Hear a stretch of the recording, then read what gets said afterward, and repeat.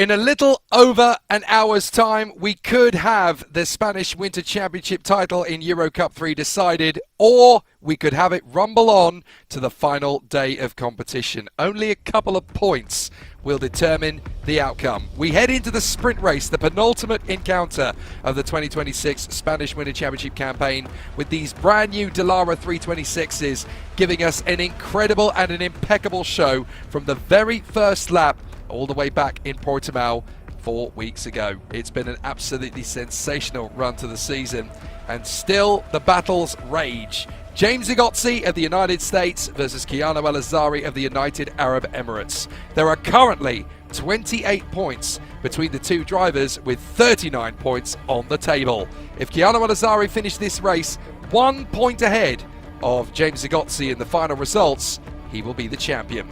It literally is down to the wire for that final point. If James Igozzi beats Keanu El-Azari in this race, then the title fight rumbles on to tomorrow, and it could be a real showdown. What a way for the curtain to fall in this inaugural Spanish Winter Championship for the Dallara 326. It's going to be an amazing showdown for the ages here on the Motorland Aragon circuit. 5.34 kilometers of great race action that's already given us an absolute thriller earlier on in the day. The race one battles were magnificent between James Igozzi, Keanu El-Azari and René Lammers, who gave us a thriller right the way to the checkered flag. However, in the sprint race, things are going to be different. There's going to be 10 minutes less to play with. It's going to be a completely different starting grid order because the top 12 will of course be reversed, and there's only 10 points available for the race win.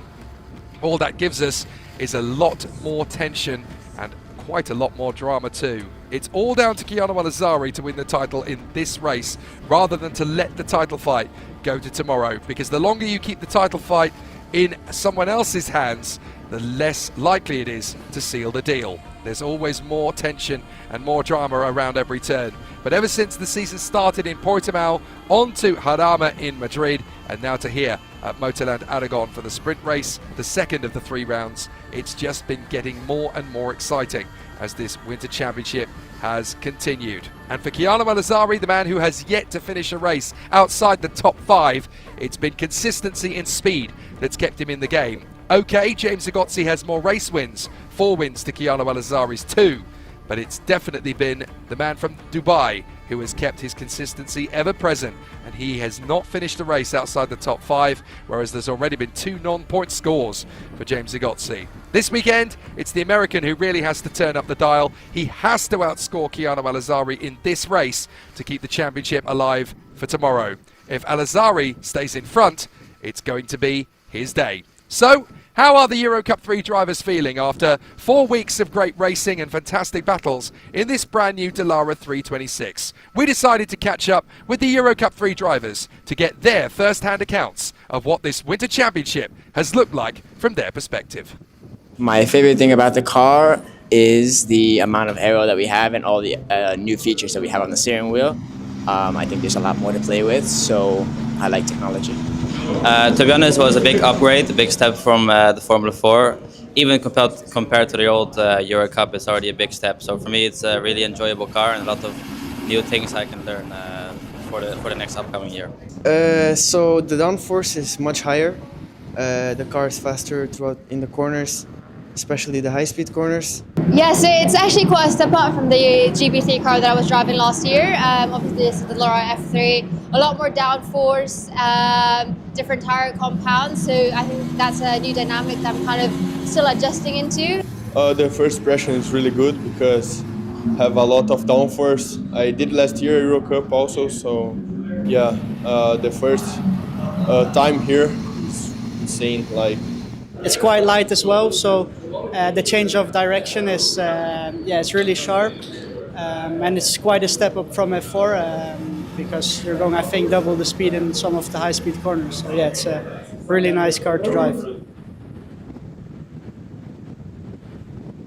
Well, you heard it here first. The drivers are very much in favour of this fantastic Dallara 326 race car. It speaks volumes, doesn't it? All of the drivers can talk nothing but positives about this fantastic race car. Lighter, faster, better in aero and better in race trim. We come into this sprint race with a lot on the table. the title could well be decided, but between James Agozzi and Chiano Alazzari, it's all going to come down to how the two drivers deal with this sprint race that comes ahead of them. 20 minutes plus 1 lap, so it's 30 minutes normally, and so 20 minutes on this occasion. So there's 10 minutes less to play with. Chiano Alazzari starts back in P12, James Agozzi in P10. So as it stands, it's definitely going to be tomorrow that the champion will be decided, but for how much longer? Let's find out as we head down to the starting grid. I'm Jake Sanson in the commentary box, in the pit lane, and on the grid is Alex Garcia. Well, Alex, I tell you what, we knew it was always going to come down to a bit of a crescendo, but this is now the serious test of what James Agozzi can do. He has to beat Chiano Alazzari and score points in order to keep the championship alive one more day. There's something nice about the simplicity of it all, isn't there, Jake? As you said before, whoever finishes ahead today kind of has the narrative on their side, at least for a while. If Chiano Alazzari beats James Agozzi, he has the title in his pocket. If James Agozzi manages to finish ahead of Chiano Alazzari, he survives another day and sees to see what happens tomorrow, which could mean anything really. So there's something very nice to an idea that's so simple to understand. The complexities will come tomorrow, hopefully tomorrow. But what's clear is that after the race that we had this morning, what we have ahead of us is potentially very, very exciting. Because as you said, we have some drivers that are out of position, or their usual positions at least, some of the top drivers who are starting a little bit further behind, and they'll have to fight hard to recover. But we know that it is possible to do, not just anywhere of course, but especially here. We've seen so many overtakes this morning. We've seen truly astonishing fights at the top of the group between James Agozzi and Chiano Alazzari themselves, and of course René Lammers, who was so close to joining that fight. So I anticipate something pretty similar today now on this last race of the day. It's even more exciting than we anticipated it was going to be for this reverse grid draw because of how difficult wet qualifying was this morning in Euro Cup 3. We've actually got some really big hitters punching at the front end of the grid for this reverse grid draw. We've got Gianmarco Bradell, pole position. We know how close he came to getting a race victory in his duel with Chiano Alazzari in Jarama. Chris Alfagali, he was the man who actually got a front row of the grid in Jarama, and it all fell apart in the first couple of laps of that sprint race 2 weeks ago. Yanis Steven Haydens, Stefan Bostenjev, who won that sprint race 2 weeks ago. Patrick Hosenroder, who's riding the crest of the wave after his F3 debut. René Lammers, who of course cannot be denied. Chuyan Pu, Santino Panetta, Gino Trappa, and then of course Agozzi, Alazzari and Harrison. There are so many variables coming to this one, with a championship fight almost set to take a back seat. And I think as we near the end of a season, in this case the Spanish Winter Championship, drivers start getting really anxious for those last few points, those last few results that they want to take home before the action is over. At least when it comes to the Spanish Winter Championship, we know that in a few months it's going to get back with the regular season, as we are watching behind me the MP Motorsport machines going to the track. But yeah, basically what we have is a lot of drivers who want to get many good results, all of them really hungry, be it because they're fighting for titles or for top positions in the overall standings, or just because they want to add something good with which entice some more sponsors that could support them have a better season later on. So they all have something to fight for, and this means that we are going to see drivers taking risks. Less points also means that drivers feel less hesitant when it comes to taking those risks. We've seen that. There's less time, so there's a certain rush to it. Drivers need to do it quickly. We've seen that in the E4, with drivers really feeling that urge to get those moves done in the first few minutes before safety cars started coming, especially because, as you know, we always say safety cars breed safety cars, and the more safety cars come out, the more chances we have of seeing more presence of this safety car, which has been such a big star of the Spanish Winter Championship so far. It's also worth pointing out that what we saw earlier in the first race, we had a few drivers out of position, and we're going to get them again in this one, partly because of the reverse grid draw in the cases of Lammers, Agozzi and Alazzari, but also from the wet qualifying this morning. The likes of Alex Powell, Thomas Strauben, Ian Eichmans, Rafael Parad Enzo Tarmaninchkul, all out of position for where we expect them to be. But they proved in the earlier race that they know how to make a comeback. They know how to find that time. But this time, of course, in the sprint race, they've only got 20 minutes plus 1 lap to make up that time. So with 10 minutes left comes a little bit more urgency, a few more risks taken. From our side, that gives us a grandstand show. Absolutely. We know it's doable. At least in 30 minutes, we know it's very definitely doable. 20 minutes means that perhaps Enzo Tambarinskul might have a harder time getting to the front, but he's still a candidate for points, that's for sure. And if he has a good start, yeah, then he could be a candidate for almost anything. We still have to keep in mind those first few laps as the big hurdle towards that, because if drivers take too many risks and things start happening, then the race might start changing in terms of how it develops. Again, I want to say, same as with the E4 sprint race, the wind has picked up, not stronger compared to then. It is only stronger compared to the morning, so to the first race this morning. But it still means that there is more wind. As I'm pushed back a little bit, there's still more wind than we had this morning. So this will be an element that drivers will want to keep in mind for the race. So if there's going to be this great dynamic between the drivers in the front of the field who are wanting to take a decent result, how are they going to be dealing with the pressure, do we think, of the bigger names that we're used to seeing at the front, the Lamazes, the Alazares, the Agotzis, the Powells, trying to fight their way through? This is a critical race for them to get right. Their last chance of a victory from a sprint race top 5. And for quite a few of the drivers in the field, they're not going to get another opportunity until we get to May. So the likes of Pradell, Alpha Gali, who definitely wants to come back with something strong, Stephen Haydens, who sadly went out in race 1, Boston Jev, who's already had some glory but would dearly love to finish with some more. These guys are absolutely itching to get themselves a decent result on the board. It's critical to show the world what they can do when the pressure is sky high, but the big names are going to be right on them like a ton of bricks from the outset.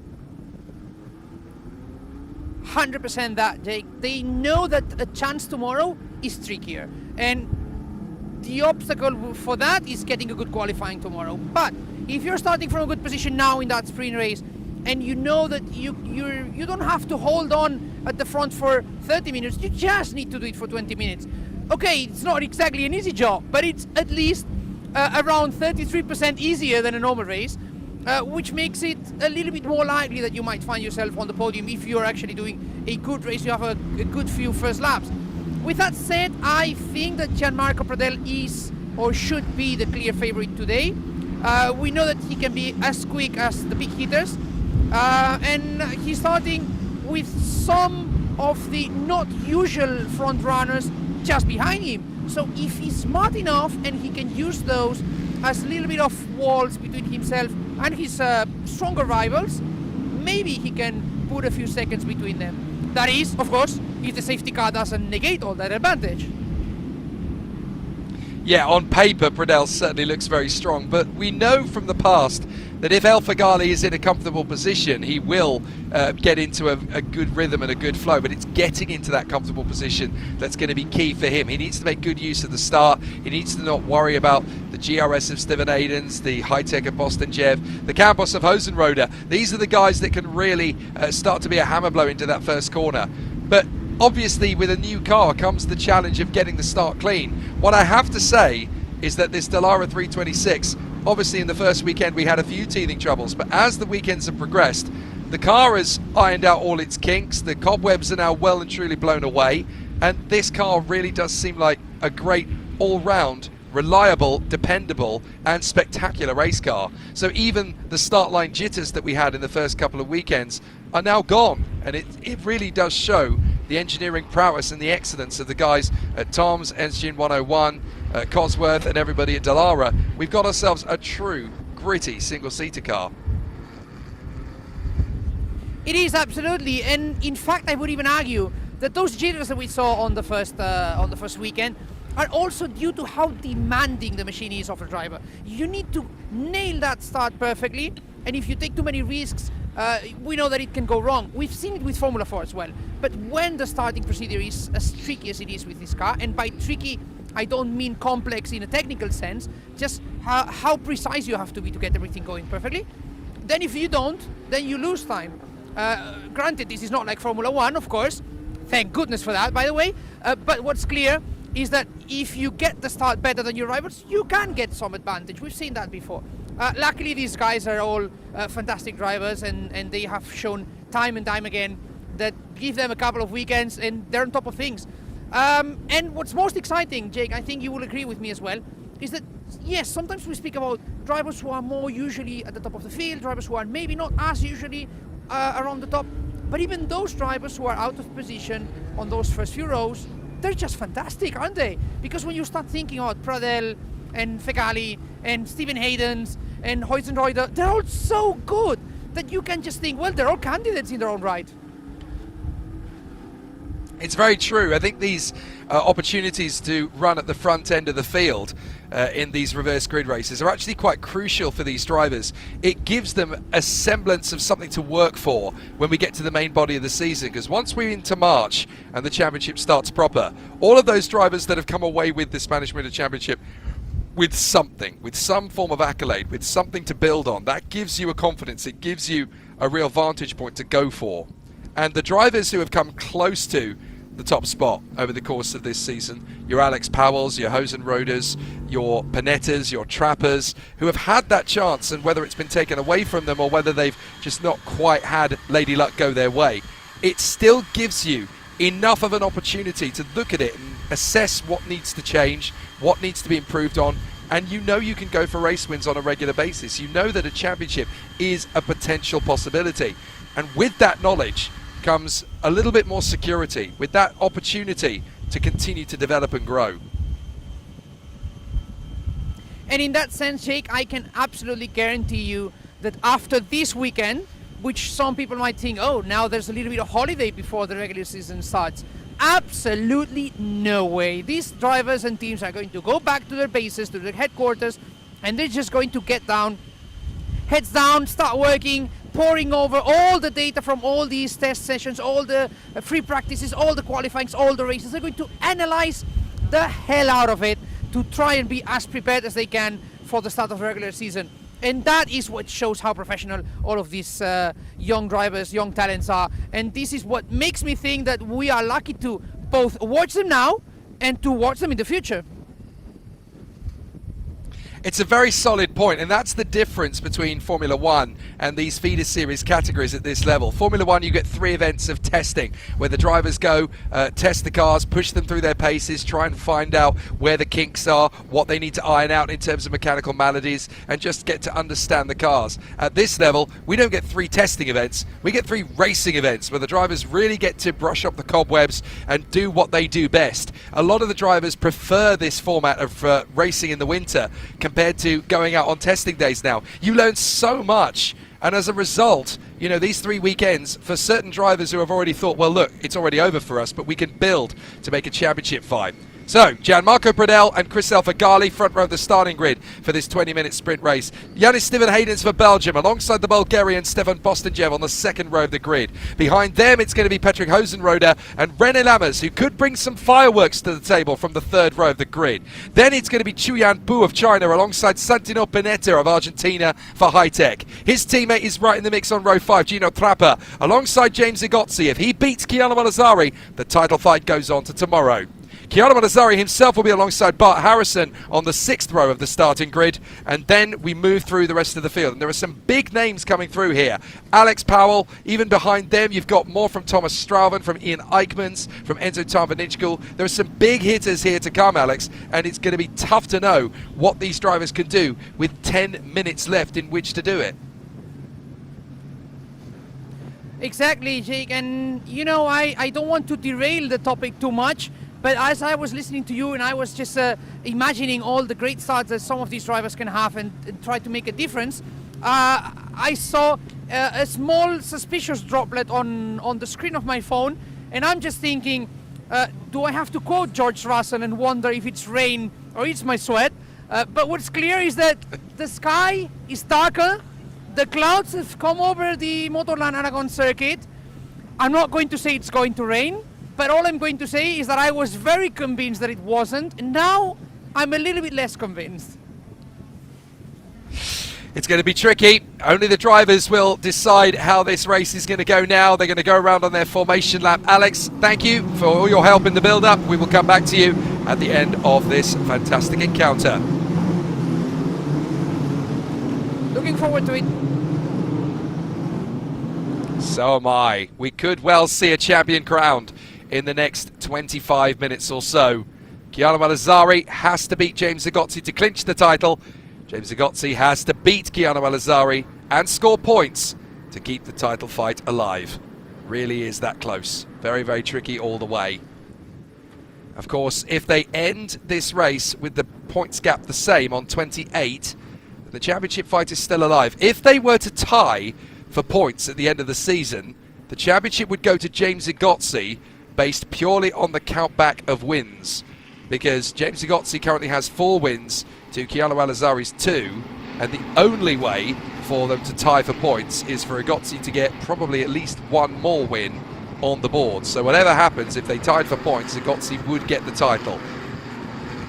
But Chiara Malazzari, all he has to do is score 1 more point than James Zagotzi in this race, and he will win the title. Right, there is already an instruction that car number 74 must start the race from the pit exit. That is Yannis Stephen Haydens, the man who should be 3rd on the starting grid.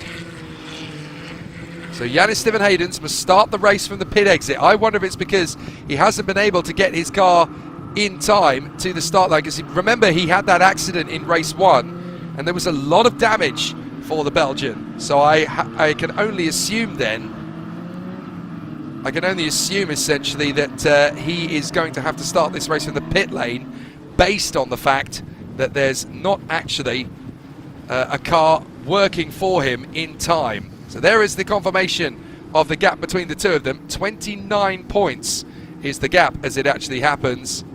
So 29 points between Chiara Malazzari and James Zagotzi. So if it stays as a gap of 29 points, the championship is won, because there are only 28 points available tomorrow. So James Zagotzi has to beat Chiara Malazzari in this race and score a point to keep the title fight alive.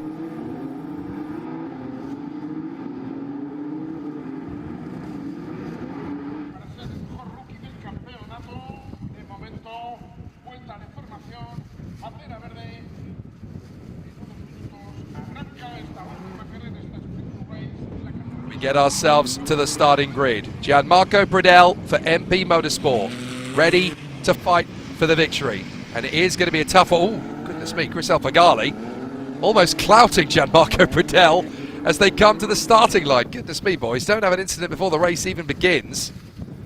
But you can see the pressure is on for these drivers. The wind has dropped a little bit. The humidity has increased. It's still only 9 degrees Celsius, but as Alex Garcia pointed out on the grid, there is a potential for some rainfall in this one. And if there is going to be some rain, well, goodness knows what will happen. Yannis Stephen Haydens comes to the pit lane. He cannot take his starting position in 3rd. That is very unfortunate for the Belgian. So he will start the race from the pit exit. But for the other drivers, it's time to gear up for the 2nd time this weekend in Euro Cup 3. And we will battle for position right from the start. Who is going to get the victory? In strong position. Hang on a minute. We seem to have a delay at the back of the field. Now we've got the green flags flying, so just to double check everything was a-okay. Now the lights are coming on for the 2nd time this weekend. Let's race at Motorland Aragon in Euro Cup 3. Perfect start from Bridell. El Fagali through into 2nd position and up to 3rd. Great start from Hosenroder. The way was clear for him thanks to Stephen Hayden's absence. So Hosenroder straight through into 3rd position in front of René Lammers. And as they work their way through the first couple of corners, there's already a hard charge from Igozzi and Alazzari. They're already going to battle as they wheel-to-wheel duel.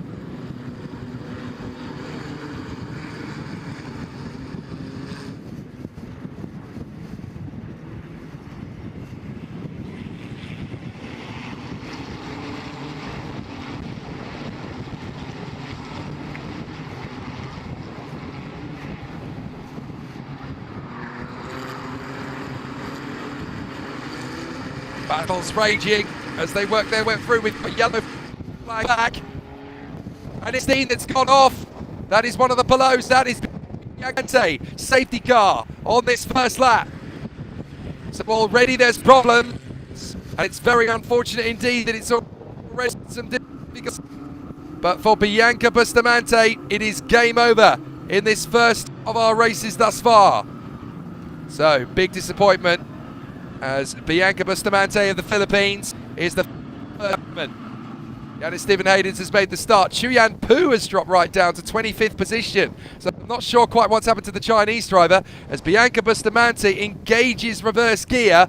Is she going to be able to return to the circuit? Yes, she does. That is good news.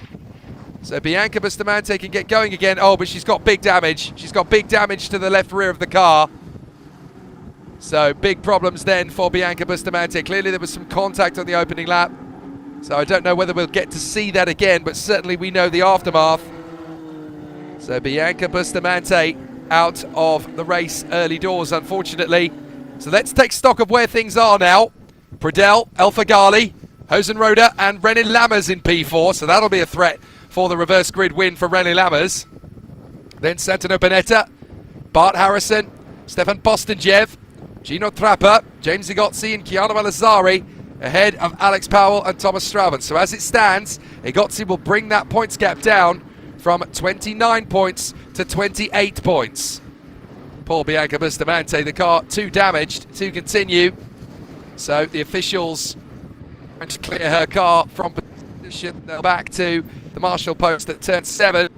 Safety car was already pit leaders. Hopefully it's only going to be about a lap and a half or so until we get the all clear. But let's just give a shout out who made the best start by far. Bart Harrison from 11th on the grid right through to P6. What a start for the British driver. Absolutely killer off the line. And he leapfrogged his way past Bostenjev, Trapper and Igozzi to get into position. Alazari up to 10th, Powell up to 11th, Straven up to 12th. So quite a few drivers struggling to get away there. And we had some problems. Obviously, Stephen Hayden's dropping back down the order because of his pit lane start. But Chuyan Pu has made his way into the pits as well. So big problems then for the Chinese driver. He has rejoined the circuit, by the way. So Chuyan Pu recovered.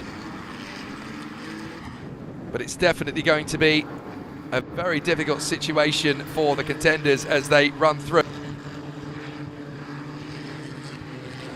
So it will be very difficult, very tricky race battle for all of the contenders as Bianca Bustamante is escorted from her car. She walks away. Disappointment for the Philippines start. Regular race winner in the world of AMI Asia karting at junior and senior X30 level. Anyone that can win at that level of karting is a very strong racer indeed in my book, and always will be. Alex Powell just giving him a chance to clear the visor.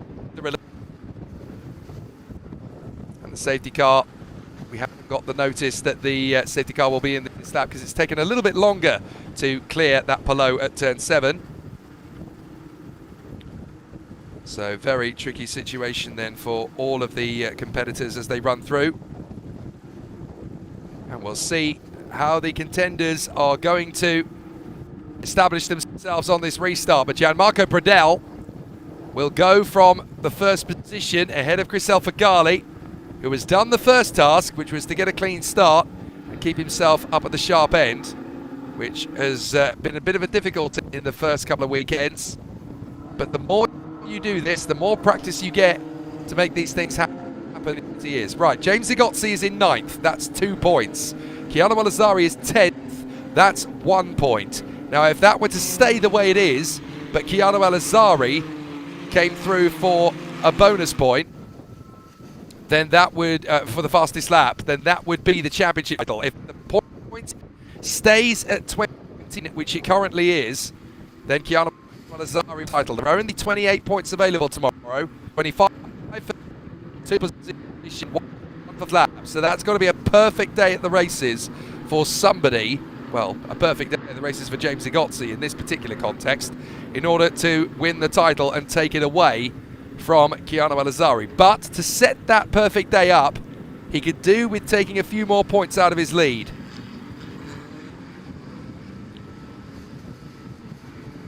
So a fabulous stitch for all of the wait. We get ourselves back to racing very shortly indeed.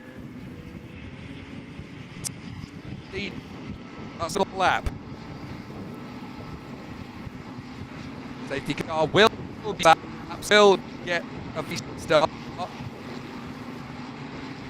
Very tricky indeed as the drivers gear themselves up. It's all going to come down to Gianmarco Prodell, who has a bit of experience of safety car restarts from the front. So it's not going to be his first rodeo by any means. But certainly it'll be fascinating to see what he does with the opportunity. Alpha Gali, Hosenroder, and right up at the sharp end as well. Bostajev, Trapper, Egozzi and Alazari. Our safety car cam quickly becoming my camera in Junior Feeder Ladder Motorsport.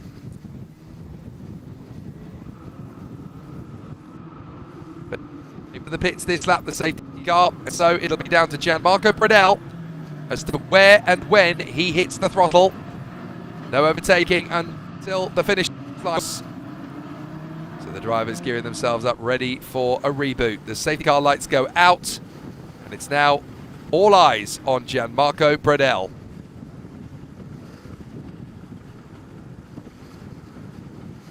So still the battles run in close proximity for the title fight and for the race win. James Egozzi in P9, Keanu Alazari P10. Watch for them to battle on the restart. If they still have a 29-point gap between them at the end of this race, Alazari wins the title. So Egozzi has got to make up sound. But Gianmarco Prodell wants to win this race. René Lammers in P4 is definitely one to watch here. Ahead of him is Prodell, Alpha Gali and Hosenroder.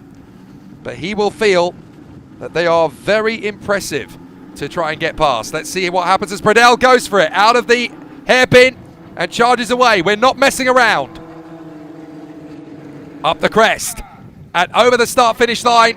And we go back to action at Motorland Aragon. It's green, green, green, green. And Prodell has already got to go defensive on Alpha Gali. Who's the leader to turn one? The Lebanese will not back down, nor will Prodell. And it's wheel to wheel into the first corner on the restart. Hosenroder is going to try and make his bid. Up through the right-hander. Pushing to try and make this overtaking move. Alpha Gali's got good run off the turn. And it's a big defensive for Prodell's front. Comes Hosenroder. Oh, what a move from Patrick Hosenroder. P2. And now he's going to try and take on his countryman. Fantastic from Hosenroder. He is absolutely on his A game. Down the drop to the chicane again. Hosenroder is flying here into second place, tucking in behind Gianmarco Prodell. What a restart. So out of the left-hand sweeper and down towards the midsection. Look back and we've got still some more battles. That's Trapper and Bostajev, the teammates going at it. No clouds coming. It could be the lead here. Got 10 minutes. This could have to the title fight if Alazari gets ahead of Egozzi. He is in front of Egozzi. We didn't too busy focusing on the leaders, but if we look back, there is Alazari. He's ahead of James Egozzi. If it stays like this, he's the champion. But obviously Egozzi is not going to give up. Alazari's already going after Bostajev. If he can put a car between himself and James Egozzi, that puts him in championship winning contention. And he's done it. Alazari is through. Fantastic. And now Egozzi's going to try and repeat the move round the outside. Can he keep his foot in on the inside line? Yes! James Egozzi squeezes Bostajev and gets in front as well. So every time Alazari makes a move, Egozzi is right there to go with him. Absolutely sensational. Down to the inside line, wheel to wheel. The high-tech still going at it. Bostajev and Trapper. And then we've got Prodell, Hosenroder, Alpha Gali, Lammers, Peda and Harris. Then Alazari in 7th, Egozzi in 8th, and up the inside comes Alpha Gali, sorry. Gali going second place. Fantastic. Inside line. And Alpha Gali has lost out, as we know, to Hosenroder. He tried to make it back into second position once again, but he just didn't That move. It's going from Panetta. Santino Panetta was a bit of a firework.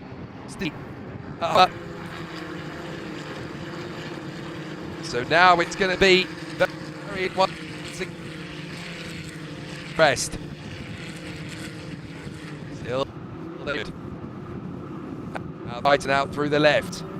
He'll come through to the right-hander now, dropping down into that chicane. And Keanu Alazari is in the box seat. Champion. He's got to stay in front of James Igotzi. If he does, he's the champion no matter what else happens. Down the back straight. Pradell. Hosenroder. El Fagali having to go defensive from Lammers. Lammers is going to get parallel. I think El Fagali gave him the keys to the castle there by moving aside. Now Lammers is going to try and take them both on as El Fagali goes again for second on Hosenroder. Hosenroder is going to drift out wide. And Lammers will try and hold this right side. There's contact between lands wide, but keeps his foot on the gas and holds on to third position. Panetta is now going to size up his move on the Australian as Hosenroder now comes after Lammers. Lammers has another look on the inside of El Fagali as Hosenroder drones round the outside of Lammers. Side by side, they keep it honest through turn two, leaning on each other. Lammers is not going to be boxed in. He comes up with an absolute blinder round the far side. Hosenroder still squeezing. There's millimetres between them as they go wheel to wheel. And Hosenroder holds it round the outside. Now turns it into an attack. Once again, amazing racecraft. And now Lammers is going to have pressure to hold this on. Hosenroder right round the outside holds on as Alazari. Pressure from Igotzi. That's for the title, don't forget. How do you pick a direction to look in? El Fagali, Lammers, and Harrison, Alazari and Igotzi. The race battle and the title battle are irresistible. Here are the championship contenders. See, desperate to try and get past Keanu Alazari. It's the only way that stays alive. Everyone is absolutely glued to their screens, no matter how big they are. Harrison running well here in P5 ahead of Santino Panetta. Approaching the scene of what happened when he retired in race one. But he'll be able to keep it on narrow. Racing behaviour during safety car noted for number 26. That is Chuyan Pu. So clearly trying to catch up to the rest of the field. So that's going to be interesting as Igotzi goes wheel to wheel with Alazari. Behind the battles coming towards. There's Igotzi going to get his move. Alazari's got to wait for Harrison. And Igotzi's going to get boxed in. Can Alazari hold this round the outside? There's a high-tech in his way. Help each other. You're in the same team. Panetta almost causing a real problem for Alazari as Hosenroder attacks El Fagali again into turn one. Is that going to be P2? Yes. Lovely job. Hosenroder back in a second ahead of the Lebanese. And all this is giving Pradell an absolute country mile advantage up front. Meanwhile, Harrison goes wheel to wheel with Panetta for P5. Alazari and Igotzi need to keep their wits about them. They're being caught by Powell and Strauven. And Alazari tries to pick his moment on the inside of Santino Panetta. Panetta is not giving his teammate any favours here. And now here's Alex Powell trying to take on Igotzi round the outside. So the red machine of James Igotzi and the white machine of the Campos of Alex Powell are now going to battle. Powell doesn't care squat that Igotzi's still fighting for the title. His championship ambitions in the Spanish Winter Championship are already dust. So he wants to come back and just go for as many points as he can. Igotzi on the inside of Alazari, side by side, and I think Igotzi got through. We'll see if he finishes off the move. He has! Igotzi's in front of his main championship rival, and now he's going to take on Santino Panetta. Pradell, Hosenroder, El Fagali, Lammers, and side by side, Igotzi battling with Panetta, and Alazari's been able to get through, and it's Igotzi in trouble. Igotzi's in trouble. Surely that's the championship now. Igotzi is plummeting. Igotzi's down the order. He's going to pull off. James Igotzi is out. Keanu Alazari is the champion. I cannot believe it. Battle for every single apex. And it's going to be Keanu Alazari that wins the title. Igotzi cannot score. 4 minutes and 20 to go. And it's going to be about Gianmarco Pradell leading the race from Hosenroder and El Fagali. That will be the race day headlines, but the championship headlines are being written here as Keanu Alazari is in 6 and James Igotzi is out. So there is the 99. René Lammers still dueling to try and close up on Patrick Hosenroder. He's got ahead of El Fagali, so now the Dutchman going for the race victory. And there is James Zagotzi back to the pits. He's a Spanish winter champion are dead in the water. It was a great fight. It was a valiant effort from the man who's won more races than anyone else in this Spanish Winter Championship. But unfortunately, if anyone's had bad luck of the two title contenders this year, it's been James Zagotzi. And so he will finish up as the vice champion. So the battle still raging up front for a race. Don't forget, we've got some great duels coming. But James Zagotzi and the Polo Motorsport team, they welcome their man in who's got damage to the front wing. And as far as James Zagotzi is concerned, that's it. 3 minutes to go. You're never going to catch up. Game over. What a shame. We could have had that fight go all the way to the Lard. And a run wide there from Hosenroder. That's going to be a chance for El Fagali. This battle's still going on. It's not dead yet by any means. Harrison is going to try and go for the move on Hosenroder and El Fagali down to the braking zone for the chicane. Al-Azhari fancies his chances for a move on Harrison, but he certainly doesn't have to get past him anymore. Not to be champion anyway. But Al-Azhari has a reputation that he wants to maintain here. He has not finished a race outside the top 5 this season. And he can keep that going if he can just get ahead of Harrison. Bradell leads, Lammers is catching him. And here come the moves on the inside. El Fagali still dueling away with Hosenroder. Harrison is leaving as little space as possible for Al-Azhari. And behind them we've got Powell and Strauven, the Campos teammates. Harrison's going to get squeezed here. Al-Azhari's going to commit on the far side. And he gets the overtake. Now Hosenroder's going to get pinched by El Fagali. And Al-Azhari will pass them both. Contact, I think, between Hosenroder and El Fagali.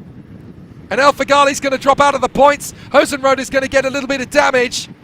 And somehow Al-Azhari squeaks his way past them all. And he's into 3rd position. He's not only going to win the title, he's going to do it with a podium finish. A minute and a half to go. And this is a fairy tale. So many times in his single-seater career over the last 3 seasons has Keanu Al-Azhari been denied the chance to win the title. He's come so near and so far. F4 in the Middle East, it was washed away in the last couple of races. In GB3, he had a competitive team racing with high-tech, and it all faded away from this and from that and from the other. But now, as we see James Zagotzi's car in pit lane, it is a sad way for the championship to end. There's no doubt about that. But you can't say that both men didn't give 110% all the way to the final laps of the season. But we're going to get the champion crown today. There's no two ways about it. The gap is 29 points. At the end of this race, there will be 28 points available. And Zagotzi is not going to score. So Keanu Al-Azhari is already confirmed as the Euro Cup 3 Spanish Winter Champion. But we've still got a race on our hands for 2 more laps. Harrison going to battle with Thomas Strauven. How has Strauven found his way into 4th place? Well, he's lost ground again because Harrison is now battling with him side by side for 4th position, and the British driver doesn't want to concede, but he has to. So Strauven P4, Harrison P5. They're still dueling away. Harrison desperately trying to get one over on Strauven, as behind them now we've got Tanva Nitschkul in P6. How has he done it again? From P1, P6, with only 20 minutes of racing. That is astonishing from Enzo Tanva Nitschkul, as poor James Zagotzi watches from the pit wall. He's been a fantastic contender in this championship. 4 times a race winner. And that is a limping Drivex. That is Chris El Fagali limping back to the pits to retire himself. Patrick Hosenroder's already made it to the pits. El Fagali with a puncture. The two of them collided with each other. And so their race comes to an end as well. Incident involving car 39 on turn 12 noted. Possible overtaking out of the racetrack. That is Santino Panetta. But up front, the time has run down to 0, and it's going to be the MP teammates, Gianmarco Bradell and René Lammers. Oh, we've had a big off onto the grass further back. That's one of the high-techs going off the road. I think that might be Gino Trappa. But he has got back on again. But the two leaders in the MP cars are Pradell and Lammers. Lammers looks like he's going to try one last trick to steal this win away from his teammate as Tarvanichkul dives on the inside of Harrison. And he's going to make this round the outside. What a sensational scrap from Enzo Tarvanichkul. And he's done it again. Top 5 from P21 on the grid in just 20 minutes. No wonder he's a Red Bull Junior. I tell you what, Laurent Mekes will be watching this back and will be absolutely loving it. His boy wonder from Thailand is absolutely flying. Still dueling with Harrison. Harrison's got him back again. But Harrison is going to be a tough man to overtake for Tarvanichkul. Bart Harrison determined to finish in the top 5. No, Enzo, try again. So he does, round the outside. Harrison defends to the inside, so Enzo tries the slow in, fast out approach. And look at Lammers, he's caught right up to Pradell. So they're going to battle for the win as Al-Azhari coaxes his car through the chicanes as he comes up to 3rd position in the last battle. So they work their way through. Final lap of the championship battle. It's already won in favour of Chiano Al-Azhari, but he gets to do it with a 3rd place finish. So a great run as they come down the final back straight, and René Lammers is going to battle Pradell for the win right the way down the back straight. Al-Azhari trying to shake off Thomas Strauven. He would dearly love to win the title with a trophy on the podium, but can Lammers make one final bit of Pradell? Pradell is going to defend this. Lammers is going to go gung-ho. Pradell is going to push him to the limit. Lammers is going to try and snake out of the final chicane. Can Lammers beat his teammate to the line? It's going to be tight. Pradell surely can hold on. Lammers is going to try. They're going to go side by side. Photo finish nearly. Pradell gets it by 56 thousandths of a second, while Chiano Al-Azhari comes home in 3rd. He is the Euro Cup 3 Spanish Winter Champion. What a race. What a battle. MP come up with the goods for a 1-2. Pradell ahead of Lammers, who wins the rookie race. But Chiano Al-Azhari in 3rd is the Euro Cup 3 Spanish Winter Champion. And he continues his flawless season, never outside the top 5 in every single race this year. What an astonishing end to the title battle. There is one race to go tomorrow, and it really doesn't matter what happens in it as far as Chiano Al-Azhari is concerned. Gianmarco Pradell, though, what a race victory for him, pulled away, and only when his teammate René Lammers caught him on the last lap did he have to break a sweat. One more lap and this race could have gone a very different way, but the Australian absolutely deserves the victory. Great race from Gianmarco Pradell. 2nd place for René Lammers, 3rd for Chiano Al-Azhari, and he is the new champion. Track limit system operating, results may change, but even if they do change, no matter how they change, Chiano Al-Azhari will be the champion, guaranteed now.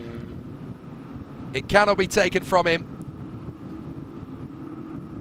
And so, the victory in the title fight goes to the Alpine Junior. 4th position for Thomas Strauven. Fantastic comeback from the Belgian. Right up there in P4. That should not be overlooked. Amazing racing from Thomas Strauven today. He's still getting used to life as a Euro Cup 3 driver, but boy, is the F4 Spanish champion from last year really showcasing his credence now. Bart Harrison, great defensive work for P5. P6 for Enzo Tarvanichkul. After a fantastic drive from P21 to P6 in 10 minutes less time than he did in the earlier race today. Fantastic. And then the point scorers are Alex Powell, Santino Panetta, Ian Eichmans and Gino Trappa.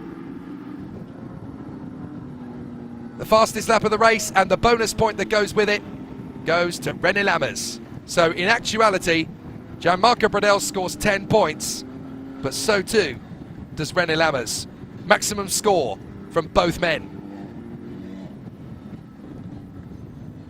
Absolutely terrific race battle And the sprint race really was just another exciting run. Gianmarco Pradell and René Lammers, the MP Motorsport team, get another victory after their performance in the E4 sprint race just a short while ago. So it's back-to-back wins on the podium for MP Motorsport. And Gianmarco Pradell absolutely euphoric as he climbs out of the car. He'll be ecstatic, he'll be overjoyed, and deservedly so. Look at that. Points to the back of the suit. MP and Pradell, the kings of the sprint race here at Aragon. But we need to have a look at Chiara Malazari as well, because of course the man from the United Arab Emirates is a championship winner. There are the celebrations. A fabulous, fabulous result. His father is there, Karim Malazari is down there. I'm very sure that's Shamak Shadak, who's been following him since his karting days in the Middle East. Jan Lammers comes over to congratulate Chiara Malazari. And there you go. Hi-Tech celebrates their latest Junior Feeder Series champion. And there is Daddy. There is Karim Malazari. His mother is there as well. Finally, a champion. An absolutely deserving and worthy champion. What a result. MP triumphant for Gianmarco Pradell in both the overall and in rookie for René Lammers in second. And the third place man is the new champion. There's not going to be a dry eye on the podium.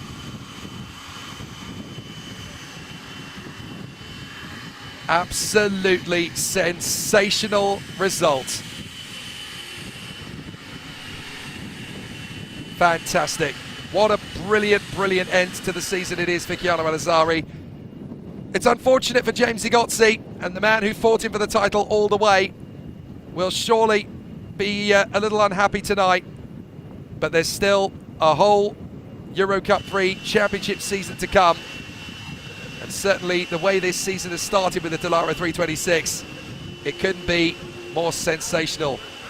You are looking at the new Euro Cup 3 Spanish winter champion. First though, let's hear from the race winner, Gianmarco Pradell. Gianmarco Pradell, our second race winner of the day. Gianmarco, it could have arrived in Jarama, it didn't. It did today though. Yeah, I mean, fantastic to finally get a win up on the board. We've come close a few times so far in this series, but yeah, it was a good way to come as well. Relatively stress-free race until the last 2 or 3 laps when René found a lot of pace. So, yeah, anyway, it was good, and yeah, really happy with the end result on track, so yeah. Exciting last few laps with René there? Yeah, very, very difficult. Have we lost the win or? I think we're fine, but we can try and move a little bit, don't worry. Okay, all good. But yeah, it was a little bit stressful in the last few laps, but you know, able to maintain, and yeah, really happy with the job, really happy with the execution, and also team delivered a great car, so yeah, it wouldn't have been possible without that, and yeah, really happy. What does this mean for the regular season later on this year? Because this is not only about the Spanish Winter Championship, it's also about getting that feeling for the rest of the year. Look, this championship's just been about learning, building towards something bigger, so yeah, it's been good learning experience, and the team's made a lot of progression with the car, so yeah, got to see, and we've got to wait till the main championship, because that's another championship at the end of the day, so yeah. All right, Gianmarco, congratulations, time to enjoy, good luck tomorrow. Thank you. Our race winner, Gianmarco Pradell, and I think I'm just waiting to see, Jake, if we can have maybe the chance to talk to our newest champion, Chiara Malazari, who's just standing next to us, so if our cameras just follow us a little bit, I'm just going to try and fetch him.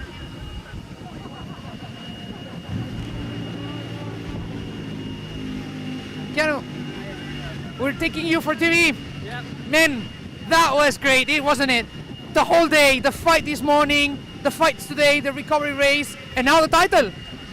Yeah, I mean, I'm just so happy, you know.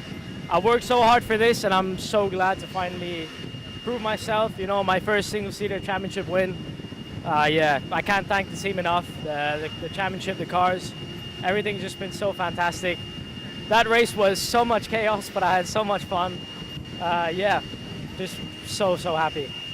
And this same question as I was asking Gianmarco, this is not only about the Spanish Winter Championship, it's also about the regular season, and you've been doing great, the team's been doing great, and the combination, so far it's obviously the one to beat. Yeah, absolutely. I mean, the year's just getting started, you know, no sitting back, but it's always great to start the year like this. Yeah, we've worked so well, we found so many great things with the car, and I've gelled together with everyone really well. And yeah, high-tech entering the championship and immediately winning it in the first go is something we can all be proud of. You know, we did so much work, there was a lot of doubt, but I'm really glad to give them that result and continue my great relationship with them, and hopefully that extends to the future. But yeah, I'm so happy. And final question, when you know that we were talking to your dad, he was saying that you're winning because he's taught you a lot of things. Can we accept that? I think we can, yeah. He deserves some credit. He's been absolutely fantastic. So nice to have him and my mom here as well to celebrate. Obviously things back home aren't so great right now. I'm privileged to be here doing what I love. My heart goes out to everyone there. But it's so nice to have them here. And yeah, great moment.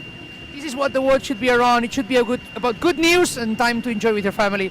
Keanu, enjoy it and good luck for tomorrow. Thank you very much. Thank you. Our newest Spanish Winter Championship champion, the man who has proven to be the one to beat, Keanu Al-Azari, definitely one to look out for the rest of the year, Jake. Certainly is. I've been watching him for such a long time, for so many years. It's wonderful that not just his direct family is here, but his karting family is here as well. Samad Shamak, who's been there for so many years in the Middle East, watching him triumph. I feel like I've been watching them almost as long as Keanu Al-Azari's been racing. But it's a 1-2 for MP, Gianmarco Bradell and René Lammers. Keanu Al-Azari, third position. With that, he becomes the champion. Thomas Straven and Enzo Tarvanichkul and Alex Powell, the Campos trio, the 4th, 5th and 6th. Then Santino Panetta, Ian Eichmans, Rafael Perard and Lorenzo Campos, all getting themselves involved in the points scoring positions. Great to see some amazing duels and some fantastic battles all the way from the contenders. They've definitely given us plenty to get excited about. And so now we obviously focus on the next part of the agenda. The next bit of the focus is going to be on tomorrow's race battle, and it will certainly be a pretty tricky task for everybody as we go into a race with no title to win, but certainly points to be proven and battles still to be drawn. It'll be a fantastic battle, and we're certainly going to see an exciting duel. But let's talk about the fantastic battle that we had on track between Keanu Al-Azari and James Igotzi. So unfortunate that Igotzi ended up having that damage. Without that, I think we would have had a fight between them that could have gone all the way to the last lap tomorrow. Absolutely, Jake. It was as Keanu said, it was so chaotic as a race because there were so many cars vying for that last podium position. A shame that we couldn't have James Igotzi until the end. It was still very exciting to watch. Keanu did such a fantastic job on those last few laps, and I am intrigued to see what happens tomorrow because, as you know, when champions are unleashed and they have no need to be restrained for points reasons, sometimes they bring us something special. So let's see if Keanu has something else that he only lets out when there's nothing to lose. It's also worth noting that it's been quite a long time since the last United Arab Emirates racing driver in the single-seater feeder ladder to win such a big accolade as this, the Spanish Winter Championship in Euro Cup 3, the precursor to the main championship, just one stepping stone away from the Grand Prix paddock. It's a big deal, not just for Keanu Al-Azari, but also for the nation in what can only be described as hard times. This is a glimmer of hope and something for the whole nation to get behind. I have no doubt that the headlines on the papers tomorrow will be about something positive for the future of their motor racing aspirations, which is absolutely something to be desired in these difficult moments for the nation. But what a fantastic chance for Keanu Al-Azari, his team and his family to keep just growing and growing in stature. And I'm sure everybody back home in Dubai will have something to smile about when they look at Keanu's achievements. Exactly, and one cannot help but be happy as well for him because as a young man and not just as a young driver, he's just so personable and just so understanding that the world, despite how much we all love racing, the world goes a long way further away from racing as well, and he's always able to understand that much. And this makes him very mature for his age, and I think that this puts him in a very good position for a lot of success in his life. So whatever he chooses to do, whichever way he chooses to take in his racing career, I think we're going to enjoy watching him a lot.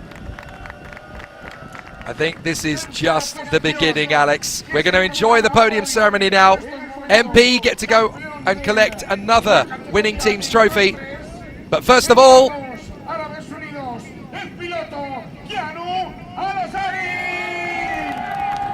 the winning moment for the champion. It may not be a race win, but third position today crowns him the champion in fantastic style. René Lammers is a winner as well, the leading rookie.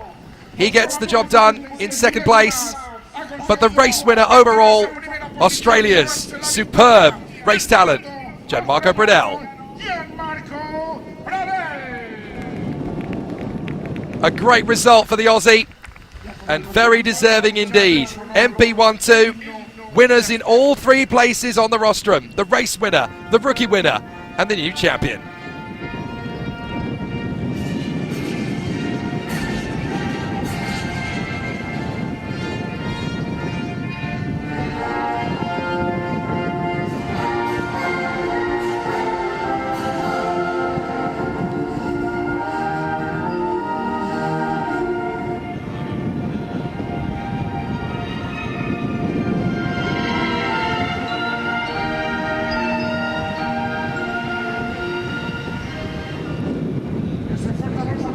Advance Australia Fair for Gianmarco Bradell. A week after the Grand Prix in Formula One, there's a new Australian marching his way to the Formula One paddock, step by step. Gianmarco Bradell, great race result.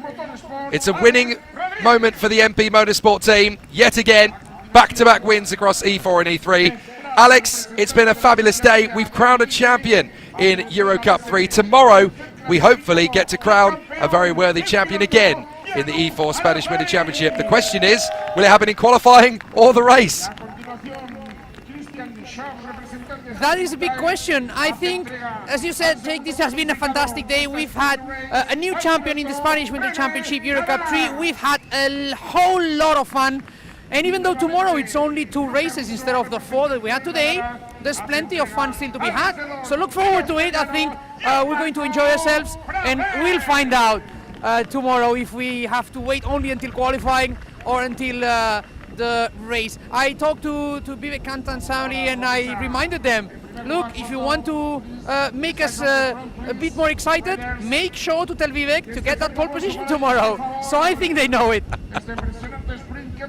Thank you, Alex Garcia. A great pleasure to share the booth with you once again, as the boys here at Motorland Aragon get to celebrate in fantastic style with this amazing victory for Gianmarco Bradell, the rookie win for René Lammers, and the new Euro Cup 3 Spanish winter champion, Chiano Alazzari. The boys get busy with the fizzy here at Motorland Aragon in fantastic style. For once, Chiano Alazzari is actually having trouble getting the bottle open, but that will only prolong the joy for his fantastic achievements.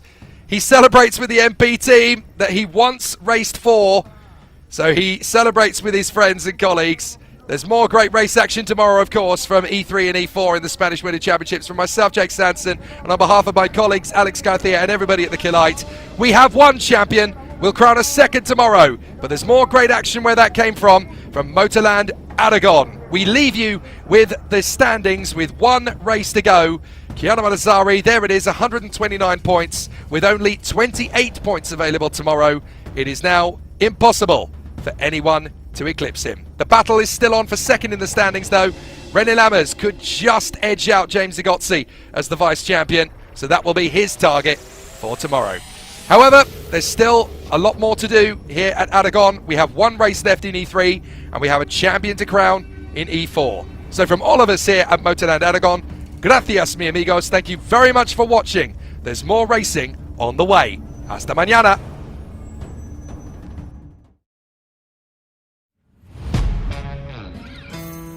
Yeah. Let's go. We just gotta go hard. I go the hardest. I bring the pain. Not what you used to. It's all part of the game. Yeah, I just gotta go hard. I just gotta go hard. Go hard. Go hard.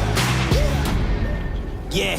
Oh yeah, the beast back. Adrenaline pumping through my veins, can't relax. Original, I am not the same as these cats. I sting them if they never ever mindin' they beeswax. I don't ever cap, but I'm wearing like 3 hats. Never been a rat, but I know where the cheese at. You'll never get a trophy cause they all here where we at. You better believe that. When it's all said and done, I'll still be here standing.